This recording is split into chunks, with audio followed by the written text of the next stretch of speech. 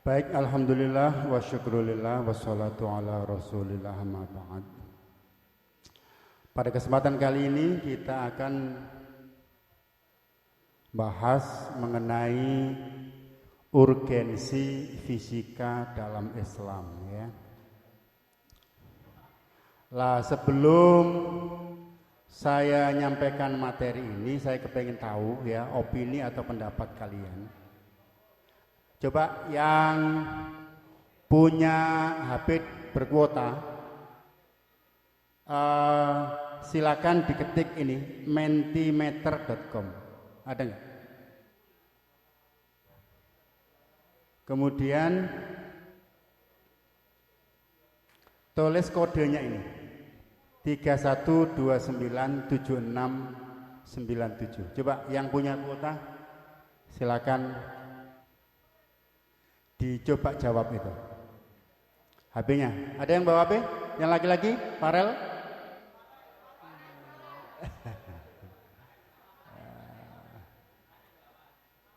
Yang perempuan ada berapa orang yang bawa? Nggak ada sama sekali. Ini nggak ada, nggak tak teruskan. Karena paketannya.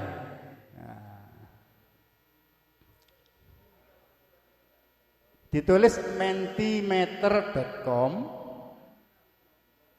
Kemudian silakan masuk ya, diklik itu linknya. Sebentar. Nah, ditulis begini ya, mentimeter.com. Nanti Anda masuk di sini. Ya. Sudah? Terus tulis kode ini 312976.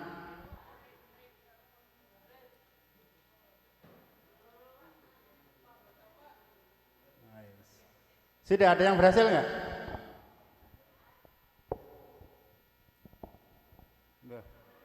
Sebentar. Yang ini. Sudah ada? Kalau sudah silakan dicoba dijawab itu. Menurut kalian gimana itu? Sudah ada yang berhasil masuk?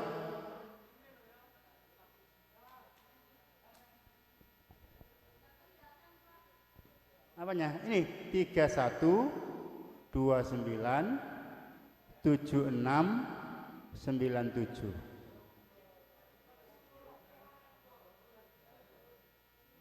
Sudah berhasil masuk belum? Inilah tadi ya. Anda masuk. Nah, begitu. Nah, kemudian di sini kan ada enter akses kode, tadi tulis itu tadi ya. Nah, sudah?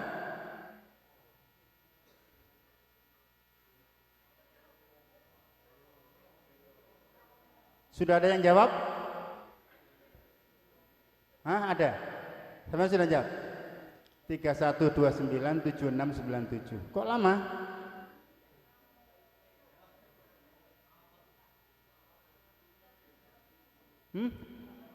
Berhasil nggak? Sudah jawab?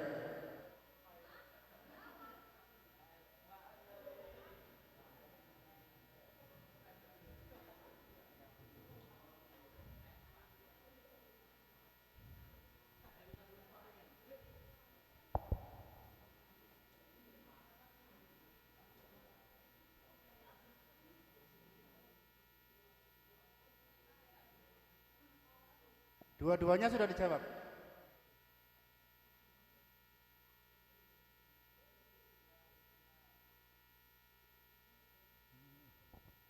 Nggak berhasil, nggak bisa. Ya wes, kalau nggak berhasil kita mulai saja materinya biar nggak terlalu lama ya. Nanti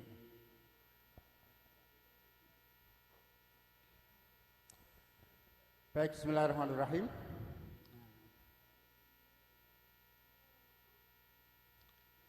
Saya mulai dari sini. Ada yang bilang bahwa fisika itu gak penting. Ada yang bilang begitu? Fisika itu gak penting. Kenapa? Karena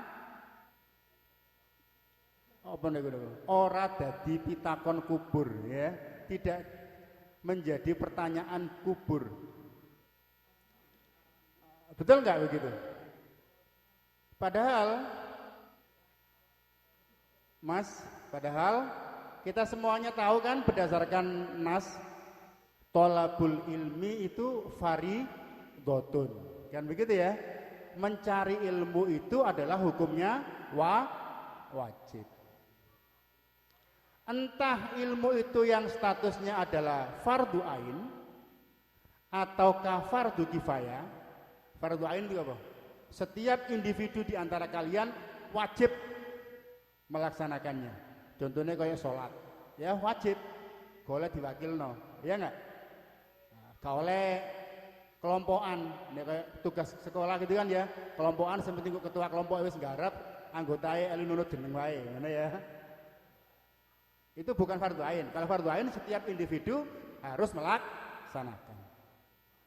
Ataukah ilmu yang sifatnya fardu kifayah? Ya.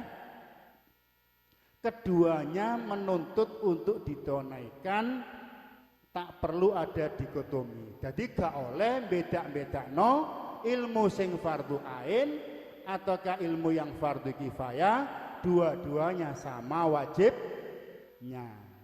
Berarti fisika penting apa mboten?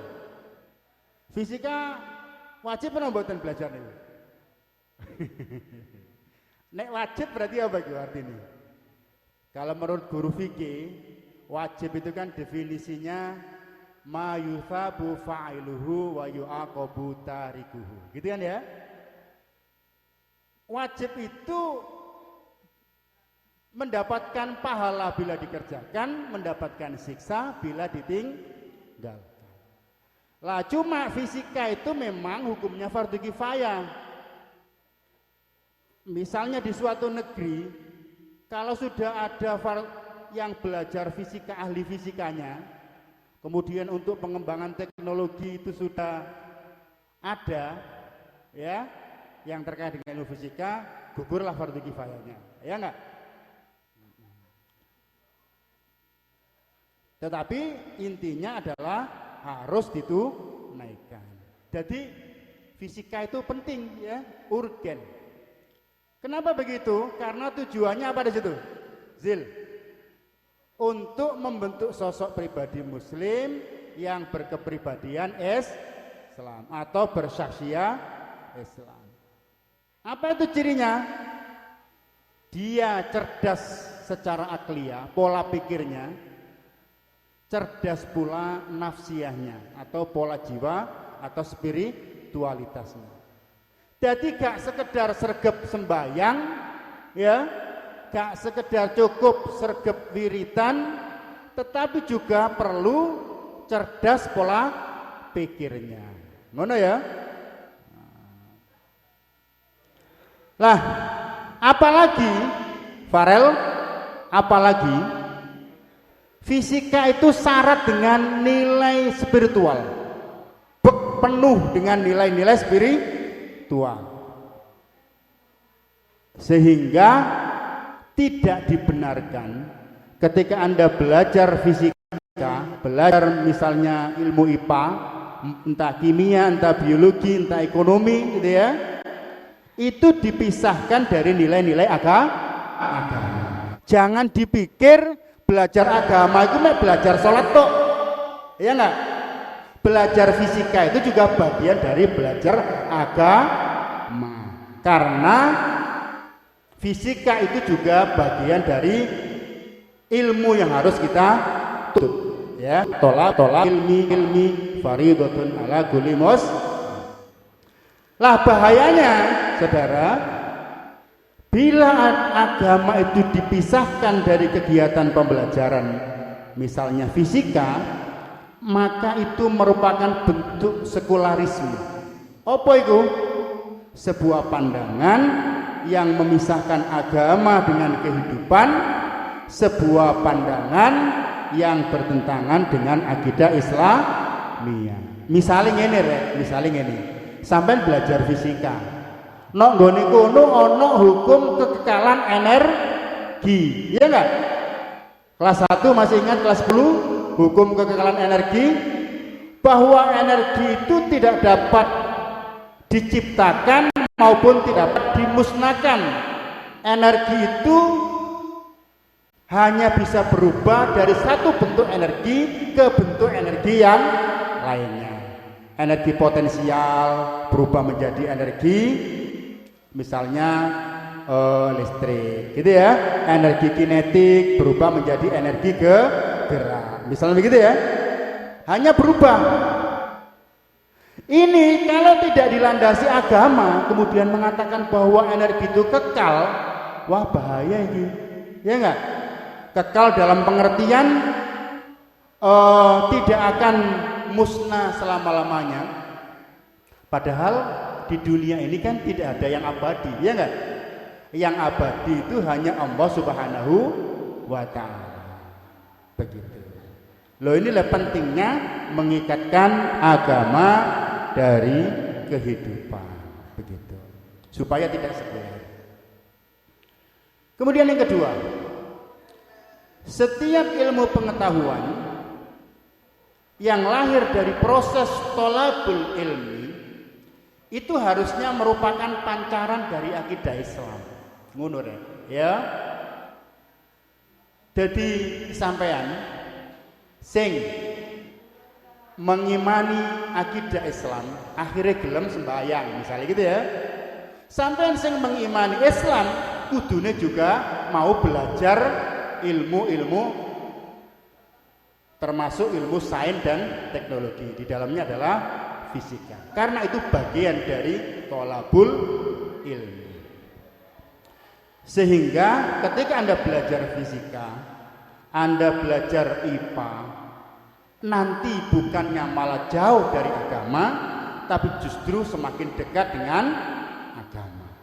Tambah meningkat keimanannya, tambah meningkat rasa syukur dan ketaatannya, serta tambah meningkat pengakuan akan keagungan Allah Subhanahu wa ta'ala. Halo halo Fatur Nazil, begitu ya.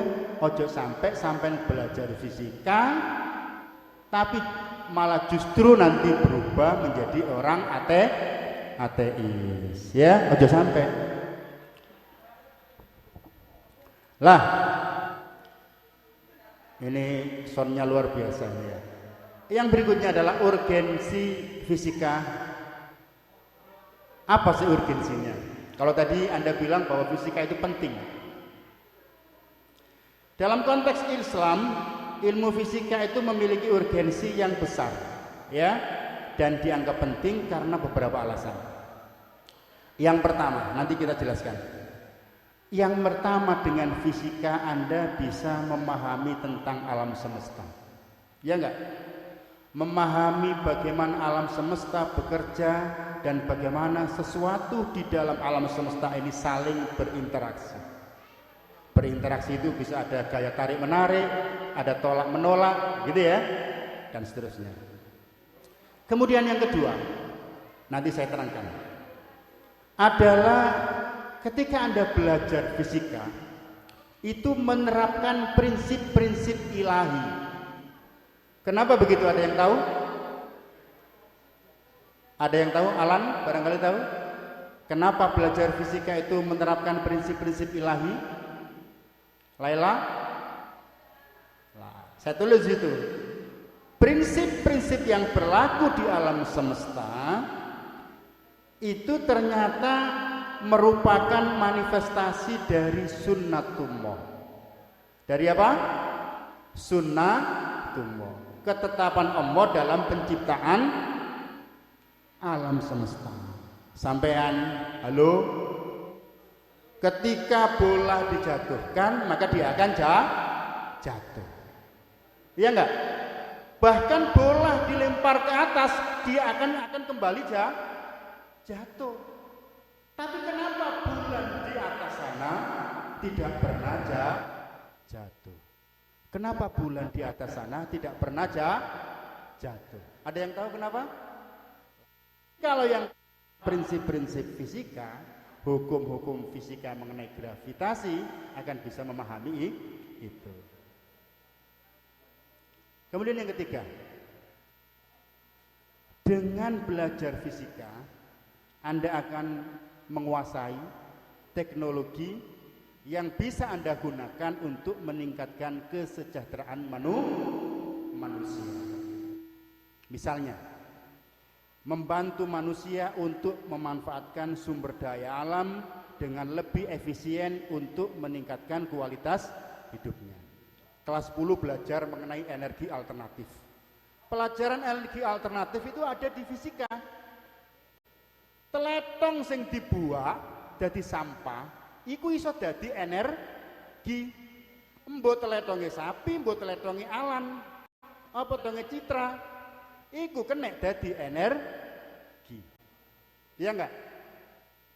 Matahari yang cuma-cuma dari Allah Subhanahu wa taala, itu cahayanya itu juga bisa kita manfaatkan, dirubah menjadi energi surya dan lain sebagainya. Begitu ya. Yang berikutnya yang keempat, dengan belajar fisika kita akan memahami tentang kebesaran Allah Subhanahu wa taala, memahami betapa besar dan kompleksnya ciptaan Allah Subhanahu wa taala sehingga meningkat keimanan. Halo? Woi. Anda melihat pesawat sebesar itu terbang, ya enggak? Mungkin Anda terheran-heran ya. Ono pesawat sakmono gedene, sakmono abote kok iso terbang. Sahri Ramadan? Halo Sahri? Sahri?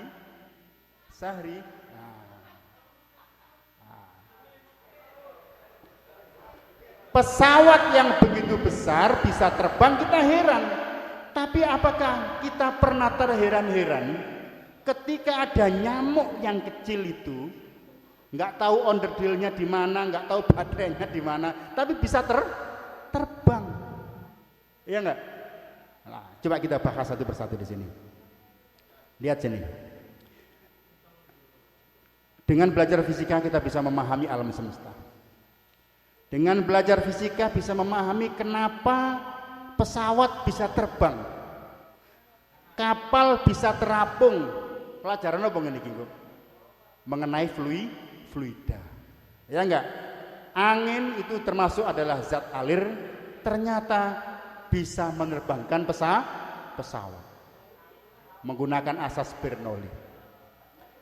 Kapal sebesar itu bisa terapung, itu juga bisa menggunakan prinsip fluida. Ya enggak? Bagaimana terjadinya petir, bagaimana terjadinya pelangi, itu juga dipelajari di kelas 2. Ya enggak? Mengenai sifat cahaya yang bisa interferensi, ya kan? Cahaya yang bisa memiliki sifat dispersi dan seterusnya. Begitu. Bagaimana mobil yang diam tiba-tiba bisa bergerak? Anda sudah belajar mengenai kinematika di kelas 10 dulu, ya. Seperti itu. Kemudian berikutnya, urgensitas fisika itu menerapkan prinsip-prinsip ilahi. Sunatullah tentang kelembaman benda. Coba lihat sini. Kalau Anda lihat benda bulat ini digantung, kemudian ada 1, 2, 3, 4. Yang nomor 4 ini ditumbukkan dengan bola yang nomor 5. Maka apa yang terjadi? Bola 5 tetap, nomor 4 tetap diam, sementara bola nomor 1 dia akan terpantul ke sana. Ya, inilah prinsip kelembaman. Ini sama persis dengan ketika saya naruh 1 lembar kertas di sini, kemudian saya taruh HP di sini, kertasnya saya tarik, maka HP-nya tetap di situ. Ini adalah prinsip kelembaman. Kecenderungan benda mempertahankan posisinya. Yang kedua, mengenai gravitasi. Tadi saya cerita, apel ketika dilepaskan dari ketinggian tertentu, dia akan jatuh. Kekekalan energi mekanik, misalnya ini, Energi gerak air bisa menggerakkan turbin. Turbin bisa berubah menjadi energi listrik dan seterusnya. Yang ketiga, terkait dengan teknologi dan kesejahteraan manusia. Anda lihat gambar yang sebelah sini. Ini adalah gambar gelombang akustik. Ternyata gelombang bunyi itu bisa digunakan untuk mendeteksi daerah mana yang memiliki kandungan minyak bumi besar. Dengan gelombang akustik juga bisa digunakan untuk mengetahui lapisan tanah itu mengandung apa saja. Ketika lapisan tanah itu mengandung apa, bisa diketahui di situ ada kandungan air apa tidak. Layak untuk dibor sumur apa tidak. Seperti itu. Hanya menggunakan gelombang akustik, gelombang bunyi. Lihat sini. Dengan menggunakan sinar ronsen, bagian tulang, bagian dalam tubuh yang tidak kelihatan bisa menjadi terlihat dengan jelas.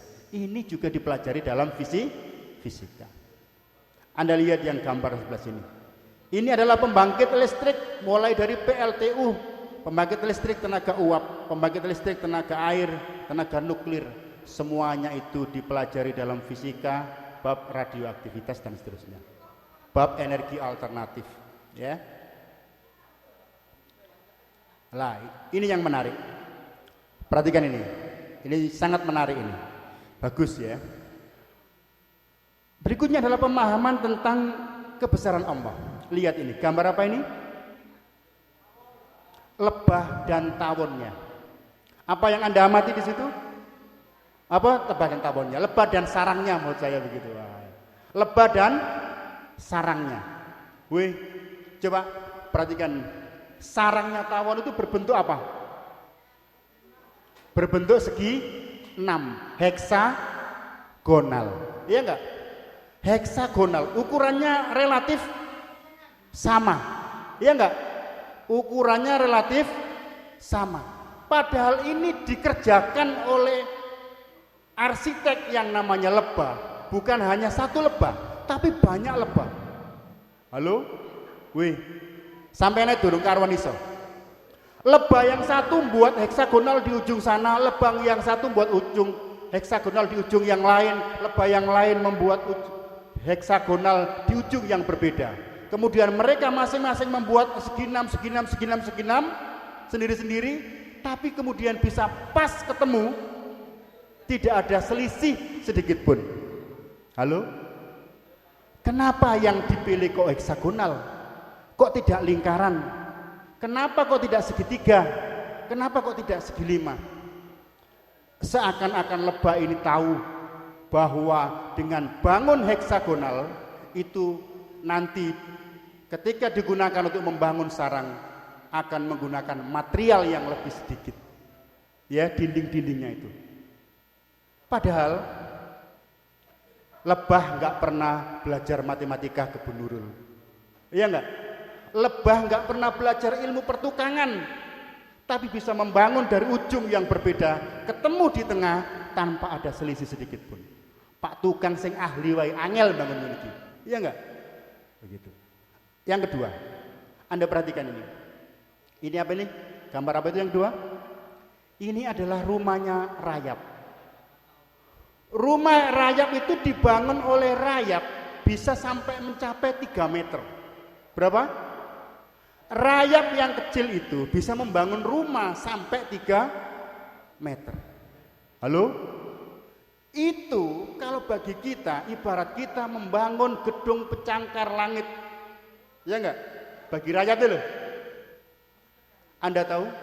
Sebenarnya rayap itu buta. Halo? Sebenarnya rayap itu buta, nggak bisa melihat. Tapi kenapa dia bisa membangun gedung pencakar langit setinggi itu? Halo, lagi-lagi kata yang pantut kita ucapkan adalah Subhanallah. Maha suci Allah yang menciptakan semua itu.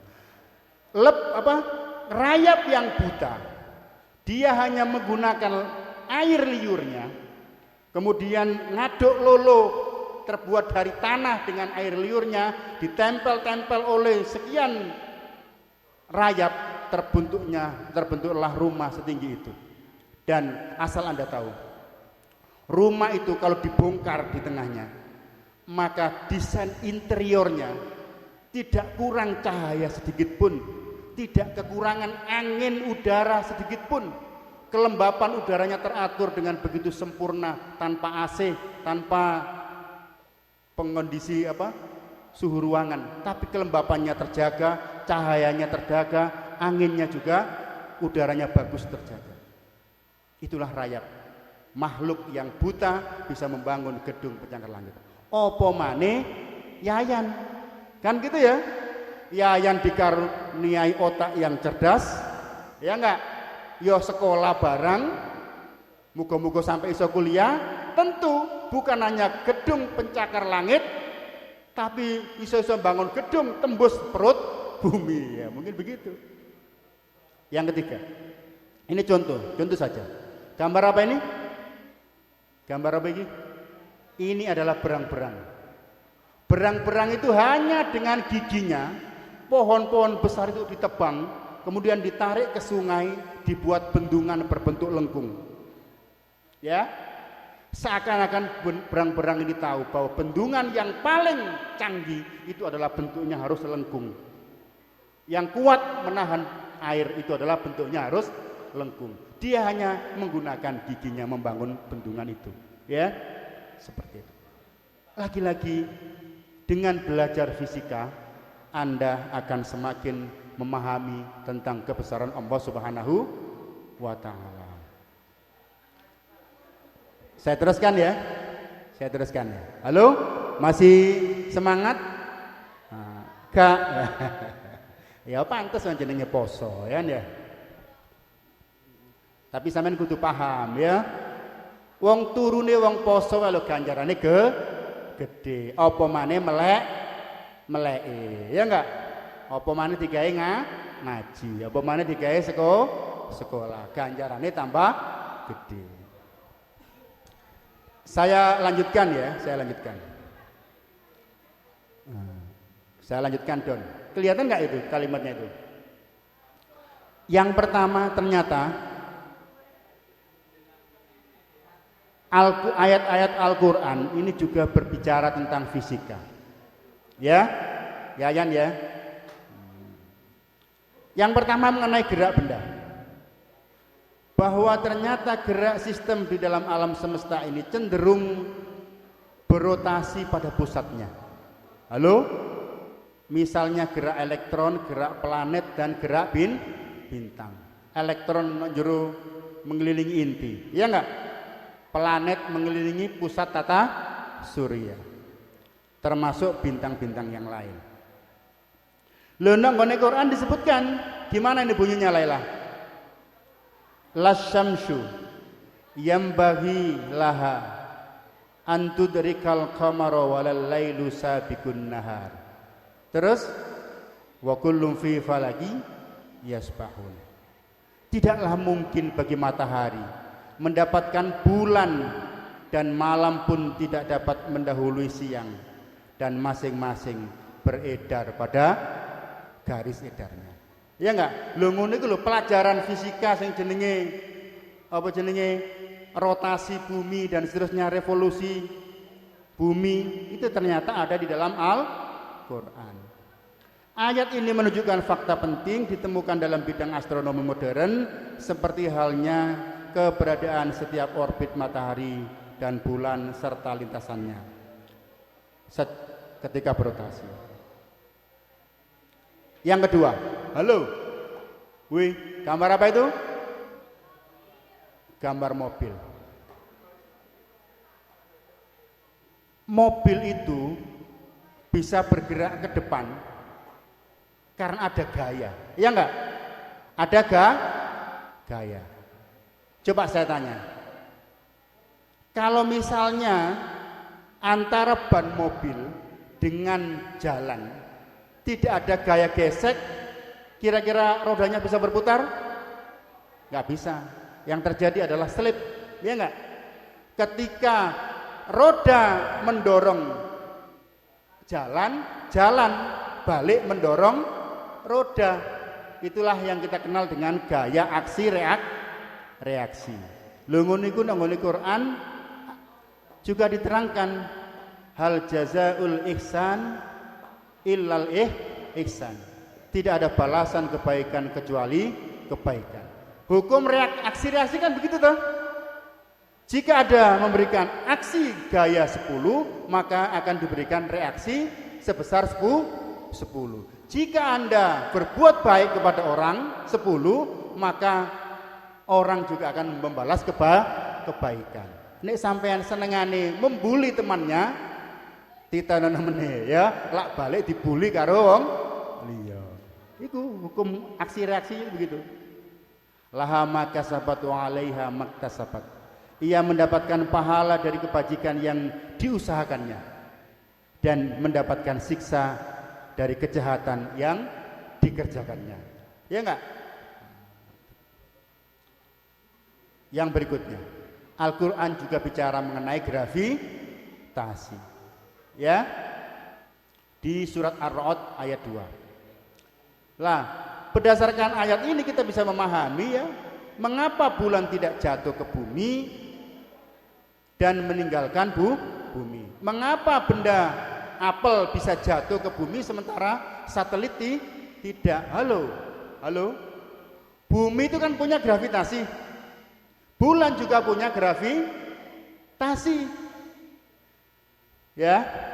Tetapi karena bulan itu berada pada titik di luar yang mana pengaruh gravitasi bumi itu sangat kecil atau bahkan tidak ada, maka bulan tidak bisa tertarik oleh gravitasi bumi. Satelit juga begitu. Satelit kalau ketinggiannya masih di atas genteng jatuh, tapi kalau diterbangkan terus sampai pada ketinggian tertentu sehingga gravitasi bumi itu minim, maka dia tidak akan jatuh. Allahul ladzi rafa'as samawati bighairi amatin tarawnaha tsumma stawa 'alal 'arsy. Allah lah yang meninggikan langit tanpa tiang sebagaimana kalian lihat, kemudian dia bersemayam di arsy. Langit tanpa tiang ora jogrok. Ya enggak ada pengaruh gravitasi sudah di pada ketinggian sana itu ya. Di langit ada udara macam-macam itu ya, ada partikel macam-macam, mereka tetap di sana, enggak jatuh ke bumi karena sudah di luar batas gravitasi bumi. Gambar apa itu? Yan Sahri. Lah, itu kan gambar orang dorong mobil. Kalau mobilnya didorong apa yang terjadi? Mobilnya bergerak, berpindah posisi. Inilah yang kita kenal dengan istilah usaha. Ya kan? Ketika Anda merubah posisi suatu benda, maka Anda dianggap telah melakukan usaha. Dan energi itu adalah kemampuan untuk melakukan usaha. Apa dalilnya di sini? Innallaha la yughayyiru ma biqaumin hatta yughayyiru ma bi anfusihim. Sesungguhnya Allah tidak merubah keadaan suatu kaum sehingga mereka merubah keadaan yang ada pada diri mereka sendiri. Kalau Anda tidak merubah posisi, ya, tidak merubah keadaan, maka tidak akan pernah berubah. Seperti itu. Kita teruskan. Lah,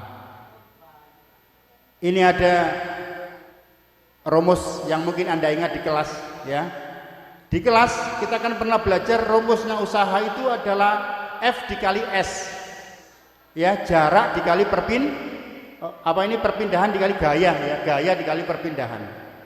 Maka perpindahan itu sama dengan usaha dibagi gaya. Dari rumus ini kita bisa memahami apa itu bacanya Yan Zil. Jika hidup ingin ada perubahan, maka perbesarlah usaha. Jangan banyak gaya. Ya enggak? Kalau gayanya diperbesar, otomatis perpindahannya kecil. Kalau Anda kepingin berubah, maka perbanyaklah usaha, jangan banyak gaya. Ngono yo elok yo. Nah, begitu. Lah, ini rumus apa ini kira-kira? Iki rumus energi potensial dipengaruhi oleh ketinggian. Iki rumus energi kinetik dipengaruhi oleh kecepatan. Ini rumus energi mekanik, energi kinetik ditambah energi potensial. Maka apa yang bisa kita ambil pelajaran dari situ? Coba kita baca. Jika ingin memperbesar energimu, maka pertinggi kedudukanmu dan perbesar kecepatan gerakmu. Begitu kan? Ada peribahasa, siapa cepat dia dapat. Anda bergerak dipercepat 2 kali, maka energinya meningkat 4 kali. Anda dipercepat 4 kali, maka energinya meningkat menjadi berapa? 16 kali. Karena kelipatan kuadrat. Kalau kedudukanmu meningkat 2 kali, maka energi potensialmu juga akan meningkat 2 kali. Oleh karena itu, pertinggilah kedudukanmu. Di dalam Islam diterangkan, yarfa'illahu alladhina amanu minkum walladhina utul ilma darajat. Apa yang membuat kedudukan orang itu tinggi? Ketika imannya meningkat dan ketika pemahaman keilmuannya meningkat, itu maka pasti yarfa'illah, akan ditingkatkan kedudukannya. Kalau kedudukannya meninggi, maka energi potensial di dalam dirimu akan semakin tinggi. Saya lanjutkan ya, masih ada waktu ya, masih ada waktu.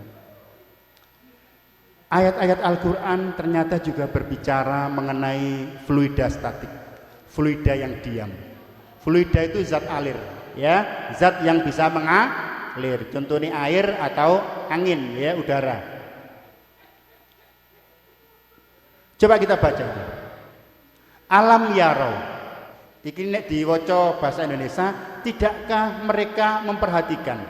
Tapi nek basa wong legawa, ya, basa endi sapa? Dani ono Dani ya. Basa wong legawa, alam yaro iku padha karo ngene. Gak melek ta matamu, ngono ya. Lamun matamu mripatmu melek, ngono ya. Ila thairi musakhkharatin fi jawis samai ma yumsikuhunna illallah. Inna fi dzalika laayatil liqaumi yu'minun.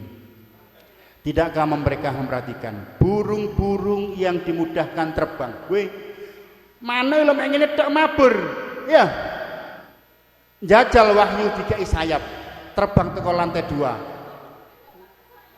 Ya, wahyu lho ya. Ya nelbok jombrot, ya enggak? Tapi burung kenapa bisa terbang dengan begitu mudahnya? Sampai menukik. Anda pernah tahu kan ada burung itu ya, memanfaatkan kecepatan terbangnya, dia mengambil mangsanya dengan menukik sangat tajam. Wes, ngalang-ngalai jet tempur. Akhirnya mangsana mati gara-gara ketabrak dia mau. Terus dicocok juga munggah. Begitu. Ternyata Allah mudahkan dengan adanya tekanan angin, tekanan udara. Sayap ketika dikepakkan atau diturunkan begini itu dalam rangka mengatur seberapa besar tekanan angin yang dia perlukan. Dia butuh banyak atau butuh sedikit. Ketika dia menukik, maka tidak dia kepakkan, ya. Ketika dia butuh terbang, dia kepakkan sayapnya. Kan begitu tuh, mengatur tekanan. Sehingga tekanan niku angin niku sapa? Gusti Allah. Ngono lho ya. Lah, fluida dinamik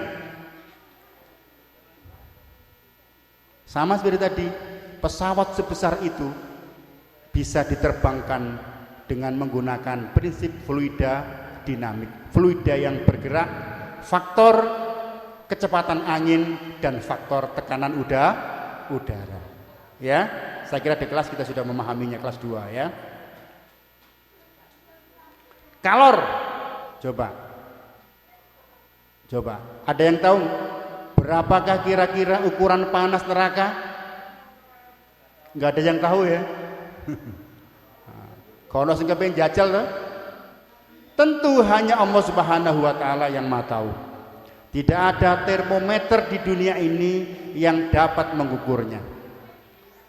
Tapi yang bisa kita tahu sebagaimana ayat ini. Kul naru jahannam. Katakanlah api neraka jahanam itu asyaddu harra, lebih sangat panasnya, laukanu yafqahun, jika mereka mengetahuinya. Halo, wih, Gusti Ewi padha karo ngandani sampean, ngandani kene ya. Lamun kon weruh rek, ngono ya. Panasnya api neraka itu lebih sangat panas dibandingkan api yang ada di bumi. Termometer yang ada di bumi nggak ada yang sanggup untuk mengukur panasnya. Kalau air bisa mendidih ketika 100 derajat Celcius, baja 100 derajat Celcius belum bisa meleleh. Harus satuannya Kelvin ya. Maka pada ayat tersebut kita dapat memahami dari kalimat lebih sangat panas mengindikasikan bahwa derajat panas neraka pun bertingkat-tingkat. Ya enggak? Nek panase banyu ono 10 derajat, 20 derajat sampai 100, neraka ternyata juga derajatnya beda-beda. Apa yang mengakibatkan perbedaan derajat itu? Adakah pengaruh kalor terhadap perubahan itu? Lah, kita sudah belajar di fisika yang kita rumuskan bahwa Q kalor itu dipengaruhi oleh M, C dan delta T ya. Tidak perlu saya perpanjang. Teori kinetik gas. Halo? Halo? Ada yang tahu kenapa balon udara ini bisa terbang? Hah? Kenapa api bisa menerbangkan balon udara?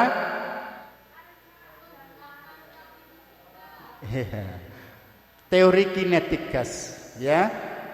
Jadi benda bisa bergerak karena ada perubahan atau perbedaan tekanan dan perbedaan suhu atau panas. Begitu. Ketika suhu di dalam balon sama dengan suhu di luar balon, maka yang terjadi balon udaranya melayang di udara. Ya enggak? Nah, seperti itu. Tapi kalau berbeda, bisa naik, bisa turun ya. Berikutnya. Ini kalau teori kinetik gas diterangkan, Allahul ladzi yursilir riyah fatuthiru sahaba. Apa nih? Enggak kelihatan ini ya. Fayabsutuh ya. Jadi Allah lah yang mengirim angin, lalu angin itu menggerakkan awan dan membentangkan langit menurut yang dikehendakinya. Yang berikutnya mengenai cahaya. Cahaya kelas berapa materinya? Kelas 11 ya. Cahaya. Di dalam An-Nur ayat 16 Allah berfirman, wa ja'alal qamara fihinna nura wa ja'alas syamsa siraja. Apa itu artinya? Dan Allah menciptakan pada bulan sebagai cahaya. Halo? Dan menjadikan matahari sebagai pelita. Kenapa Allah menggunakan dua kata yang berbeda? Ketika qamaro dia menggunakan nuro, ketika syamsa dia menggunakan siroja. Yang satu menggunakan kata cahaya, bulan bercahaya, kemudian matahari itu pelita. Sebab kita tahu bahwa matahari itu adalah bintang. Halo? Matahari itu adalah salah satu bintang, dan bintang itu adalah benda langit yang mampu memancarkan cahaya sendiri, dan matahari itu adalah bintang karenanya matahari itu mampu memancarkan cahayanya sendiri. Tapi itu tidak pada bulan. Bulan itu hanya punya kemampuan memantulkan cahaya matahari. Begitu. Sehingga di sini Allah menggunakan dua kata yang berbeda, bulan bercahaya, kemudian matahari sebagai pelita yang memancarkan sinar terang jauh lebih kuat daripada cahaya bulan, sebab bulan hanya pantulan. Kemudian yang berikutnya, kurang satu lagi, alat optik. Tahu alat optik? Ada kacamata, ada teropong bintang, ada teropong bumi, ada mikroskop. Ya enggak? Ternyata saudara, di dalam Al-Quran yang sering dibaca oleh para kiai, para ustadz pada saat Ramadan seperti ini, apa bunyinya? Sahru Ramadan alladzi unzila fihil Qur'an hudan linnasi wa bayyinati minal huda wal furqan faman syahida minkum falyasum. Di situ ada kata-kata faman syahida minkum falyasum. Barang siapa yang melihat hilal maka falyasumhu, maka berpuasalah. Allah mengkaitkan, mengawali perintah, mengawali puasa itu dengan perintah melihat bulan.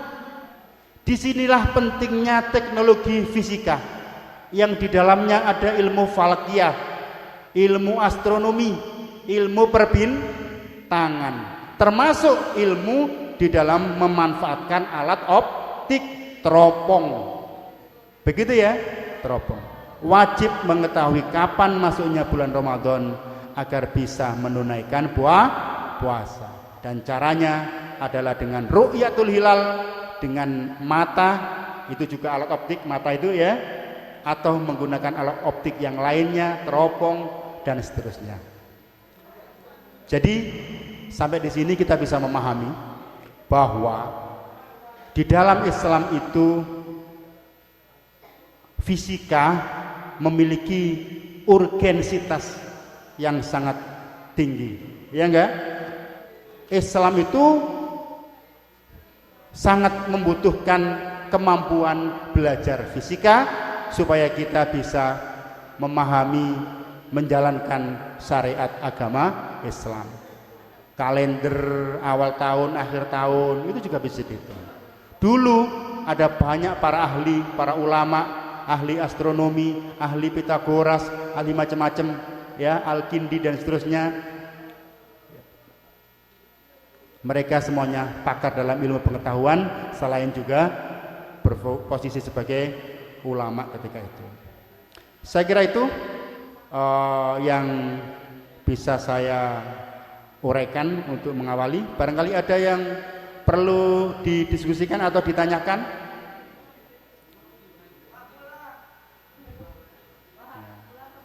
Jangan khawatir, nih materi ini mari ya. Tadi maunya ada survei ya, tapi keterbatasan media ya. Baik, sudah pas jam 10 ya, sebagaimana jadwal. Mudah-mudahan apa yang saya sampaikan ini bisa bermanfaat bagi kita semuanya ya. Dan tidak lagi ada anggapan bahwa fisika itu tidak penting, kimia itu tidak penting, ya, biologi gak penting, matematika gak penting, ya. Setiap ilmu pengetahuan yang saya sebutkan tadi itu memiliki urgensitas yang sangat besar di dalam Islam. Bahkan Islam mendudukkan mempelajari fisika itu bagian dari fardu kifayah, ya, yang wajib kita tuntut, yang wajib kita pelajari, ya. Kurang lebihnya mohon maaf. Ihdinas siratal mustaqim. Assalamualaikum warahmatullahi wabarakatuh.